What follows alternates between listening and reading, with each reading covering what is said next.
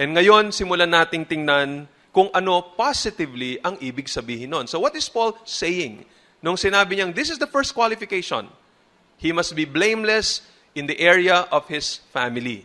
So, particularly, how does he relate to his wife? He must be the husband of one wife. So, ano ibig sabihin nun? First of all, as I mentioned already in passing before, the qualification husband of one wife forbids polygamy. Hindi pwedeng sabay-sabay na ikaw ay maraming asawa. Yung sunod-sunod na asawa, pwede. Nag-asawa ka 40 years ago, namatay. Tapos nag-asawa ka uli, tapos namatay. Nag-asawa ka uli, namatay uli. Ang dami. So, yun, hindi sabay-sabay yun. Pwede yun. Pero yung sabay-sabay sila, na hindi pwede, buhay pa yung isa, nag-asawa ka uli. Hindi pwede yun. Now, listen carefully. Bakit hindi pwede ito? Because in the Bible, marriage is presented as a model, a type of the relationship between Christ and His bride, the church. And Christ does not have many brides. Marriage is a type of the relationship between Christ and His people, the church. And so it should be a monogamous relationship. Isang lalaki, isang babae. Now, listen carefully. Although polygamy, ibig sabihin ng polygamy, maraming asawa. Although polygamy and concubinage, iba din yung concubinage. Ang concubinage, hindi maraming asawa. Ito kunyari, yung misis mo, hindi magkaanak.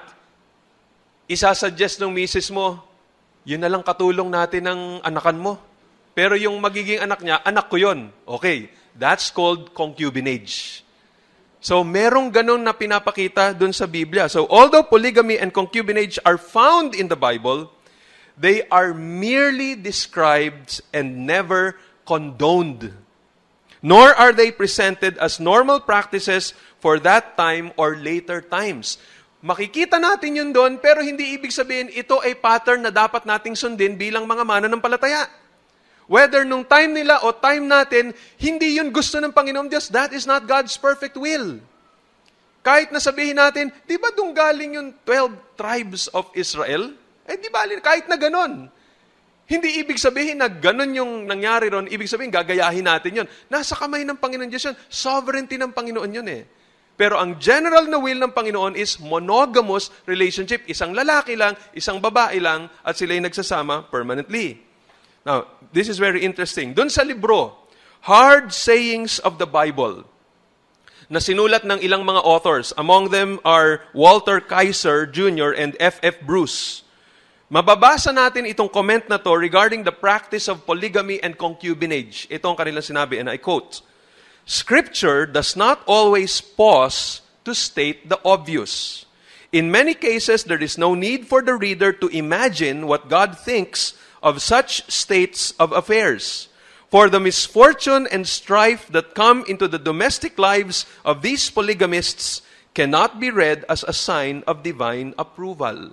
In my own words, sinasabi na hindi pinapakita ng Biblia o hindi na pinapaliwanag kung ano yung obvious.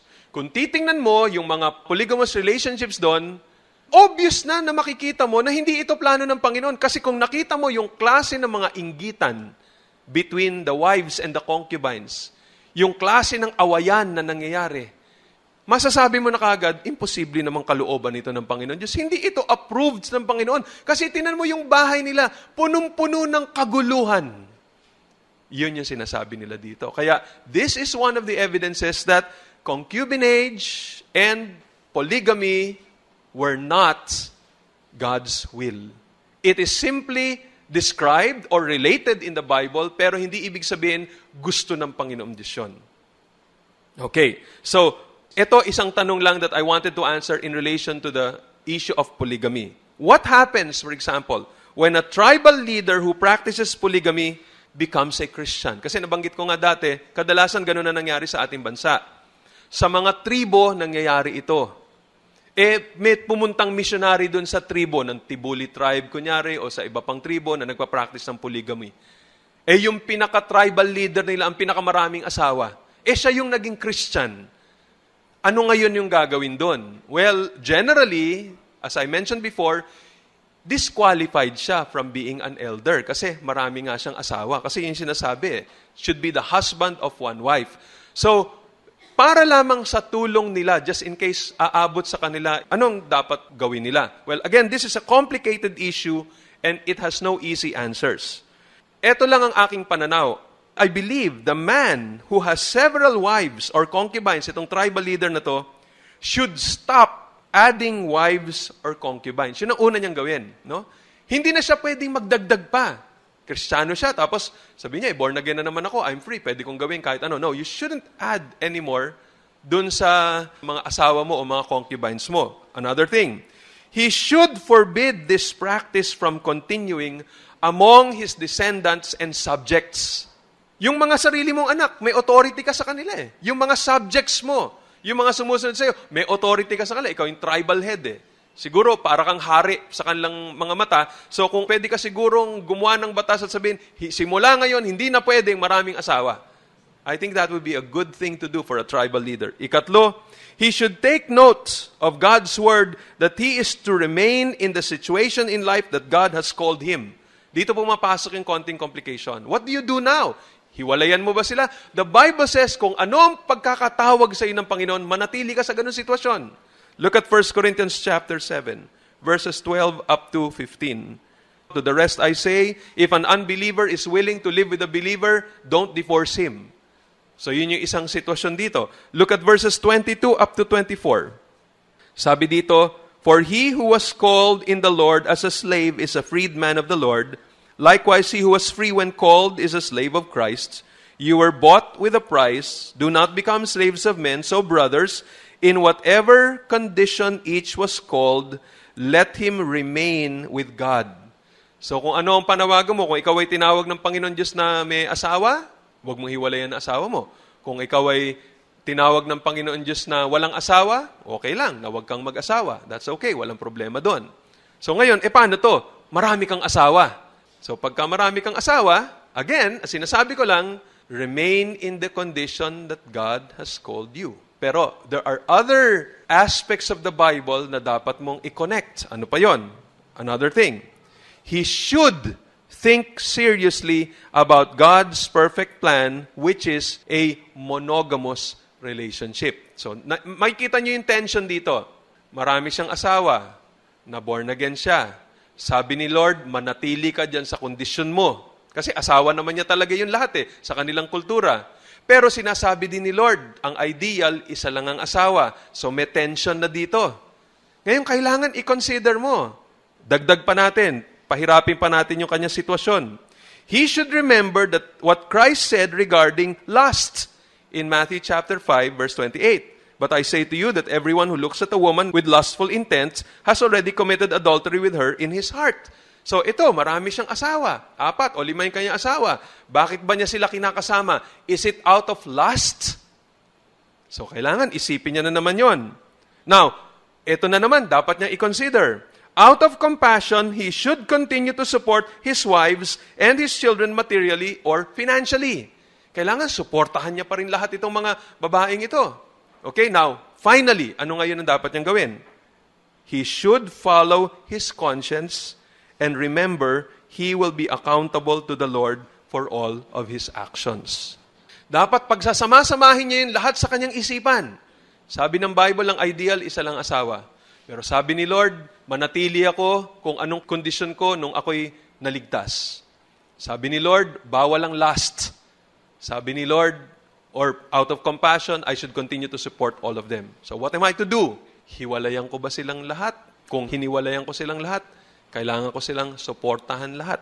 Ganun ba ang kanyang gagawin? As I said, this is a complicated issue. And I think because there are no easy answers at this particular point, talagang maraming dapat pag-isipan at i-consider, and there might be a need for a wise counselor at that time. Kausapin noong tribal chief na yon to talk to a biblical counselor to sort out things and then to help him to make a decision following a clear conscience. Yun lang ang masasabi ko patungkol dito. But definitely, because of the complexity of his situation, he cannot be an elder. Okay, now let's go to the other meaning of the husband of one wife. The qualification, the husband of one wife, includes more than polygamy or forbidding polygamy. Meron pang mas importanteng pinapakita rito. I think what it means is that a person must be a one-woman sort of a man. One woman sort of a man.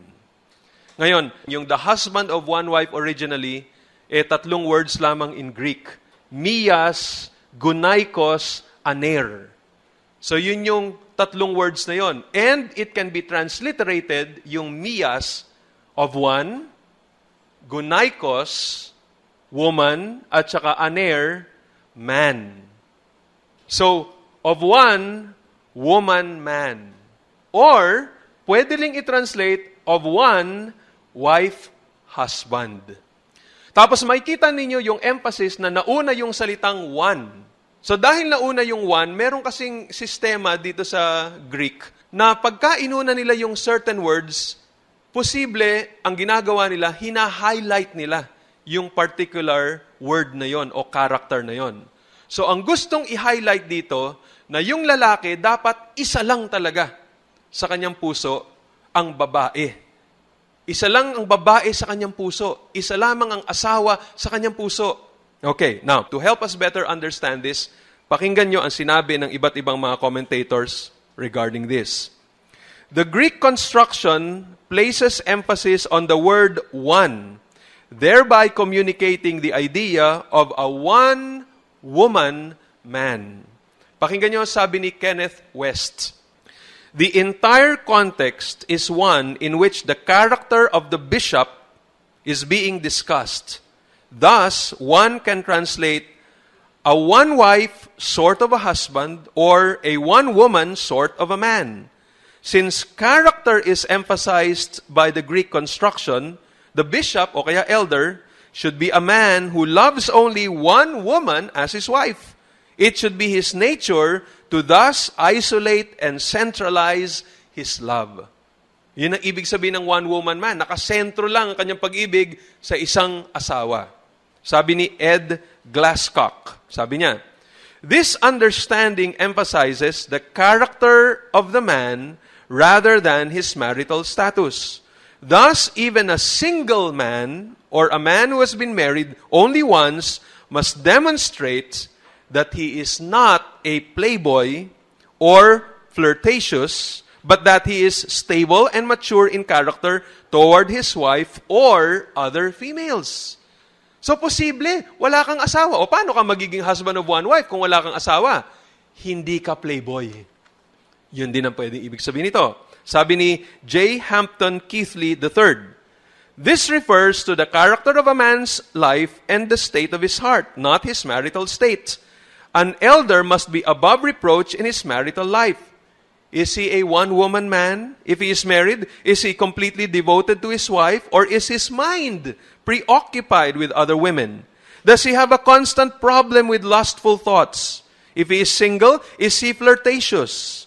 A man considered for the office of elder must be one who keeps himself chaste and holy in all his behavior towards members of the opposite sex. Siguro, pwede mo na rin sabihin, hindi lang opposite sex, of the same sex. Ganun din, kasi iba. Baka may tendency na yun ang kanilang weakness before they became a Christian. Si Brian Anderson, ito kanya sabi, what then is he talking about? If you examine the Greek words for the words husband and wife, you will find that they can be changed to man and woman, the man of one woman, or a one-woman man. If this is the most accurate rendering, then the plural refers to the character of a man's life and the state of his heart, not his marital state. Is he a one-woman man? If he's married, is he completely devoted to his wife, or is he a ladies' man? Is his mind preoccupied with other women? Does he have a constant problem with lustful thoughts? If he's single, is he flirtatious? A man considered for the office of elder must be one who keeps himself chaste and holy in all his behavior towards members of the opposite sex. Let me make this practical with this illustration. There was a time I heard of a certain pastor na napakagaling mag-preach. But then, there came a time na napapansin na ng congregation nila na parang mahilig siya sa mga dalaga. Kaya pagka meron silang mga youth camps, makikita lagi dun yung pastor, and then nakikipagharutan siya sa mga dalaga. Niyayakap niya sila, tapos parang in the context na nakikipaglaro siya dun sa mga babae. May mga nakakapansin na nun, and people have been coming to him to tell him, Pastor, parang hindi maganda yung ginagawa nyo. And he would give excuses na hindi, ano lang naman yon, talagang malambing lang siya, mabait lang siya, mapaglaro lang siya. Kinoconsider niya itong mga babaeng ito na kanyang parang mga anak. Dahil may edad na rin siya nung ginagawa niya yun. Eventually, he fell into sin. The church not only split up, but it got destroyed. It got so bad that the convention that he belonged to had to make a decision to close down the very church na yung church building na kung saan sila nag-fellowship. Eventually, they even had to destroy the whole church building. And it has brought great dishonor to the name of the Lord. Talagang ito yung sinasabing napaka-importante na sa bagay na ito, kung ikaw ay magiging pastor, magiging elder, we must be the husband of one wife. You must be a one-woman man. Si Jim Newheiser, may konting perspective siya dito. Sabi niya, ang ibig sabihin daw nitong the husband of one wife, he must be faithful to his marriage vows. Normally, ang ibig sabihin nito, ikaw ay tapat dun sa pangako mo nung ikaw ay kinasal, nung iyong sinabi, with God's help, I promise to love you, for better or for worse, in sickness and in health, for richer or for poorer, till death do us part. Kahit na ikaw ay magkasakit pa, kahit masunog pa yung mukha mo, kahit ikaw ay lumpo pa, kahit maputol pa yung mga kamay mo, mabulag ka pa, mabingi ka pa, hindi ka pa makapagsalita, ikaw pa rin ang aking iibigin. Hanggang sa ikaw ay mamatay. Till death do us part. Yan ang ibig sabihin ng in sickness and in health, for richer or for poorer. So, you are faithful to your vow. Yun ang ibig sabihin nun. Alam nyo, I just like to read this to you. The best vow that I have ever heard was the vows exchanged by Pastor Robbie and his wife, Sister Mavi. I was there when they renewed their marital vows nung sila ay umabot na ng kanilang 25th anniversary. Nung narinig ko yon, sabi ko, Brad, padala mo naman sa akin yung vow mo. Ganda nung vow ninyo. Hindi ko alam kung saan nila nakuha. But let me just read to you kung ano yung kanilang vow. And maybe, yung iba sa inyo, baka makapag-isip-isip na yan ang gusto kong ipangako ng mister ko sa akin. Okay, so pakinggan ninyo. Sabi ni Robbie kay Mavi, I, Robbie, do this day renew my unconditional commitment to you, Mavi, to permanently love you according to the commandments of our great God and Savior, in order to please Him and follow in the more excellent way. I make this commitment to God and you, trusting that He will enable me to love you in the following ways until death do us part. I choose to be committed to you forever with agape love, to a selfless, sustained, like-minded, oneness relationship, to a pure and fervent love. I choose to be committed to a releasing love, a love that gives you total freedom to be who God made you to be, not who I think you should be, to share yourself and life with me in your unique way. I hold you with an open hand. I choose to be committed to an affirming love with the purpose of building you up as a person, to be good for you all your days, to strengthen your hands in the Lord, to encourage and motivate you to increasing obedience and closeness to our Father. I choose to be committed to a profound love, as deep a love that is possible for two redeemed sinners to share, with sensitive, tender, free expression, both verbally and physically, in the way most fulfilling and meaningful to you, choosing to meet your need before my own. I choose to be committed to a totally open, sharing love, by unrestrained communication on a regular basis in the way that meets your heart's longings, by attempting to keep in touch with your needs as well as my own so that nothing will hinder our oneness, never hiding my hurts, needs, or longings from you. I choose to be committed to an active, available love, to always be there for you, to actively listen to you, praying regularly for your specific needs, giving you affection and closeness, planning shared times of fun we can both enjoy. I choose to be committed to a forgiving love, never keeping account of wrongs, always communicating hurts in a loving, reconciling manner as quickly as is possible, not letting the sun go down on my anger. I choose to be committed to honoring you as very special by treating you as a priceless treasure given me by a loving Heavenly Father, showing you deep respect, carefully handling your reputation, and publicly and privately affirming the abilities God has given you by encouraging you and giving you freedom to grow in them. To you, my lover and best friend, I commit myself forever, permanently with great joy and gratitude for the priceless privilege of being your mate. In the sight of our great God and Savior, who handpicked you for me with tenderest love as a gift from His highest heart to mine, long before the world began. Wow! Sino ba namang babae ang aayaw sa ganyang klaseng vow? Brother Robbie was simply saying, my eyes, my affection are only going to be for you. I will be a one-woman man, a one-wife sort of a husband. Talagang ikaw lang ang nasa isipan at nasa puso ko. Parang ang sarap na tuloy mag-exchange vows ngayon, no? Okay, so this is what it means. Now, let me just close with this warning. Warning lang itong pagtatapos natin ngayon. This is from a blogger na nakuha ko sa internet. Actually, I forgot kung sino itong author na ito, pero from a blogger in the internet, ito sabi niya about this. Itong being a husband of one wife.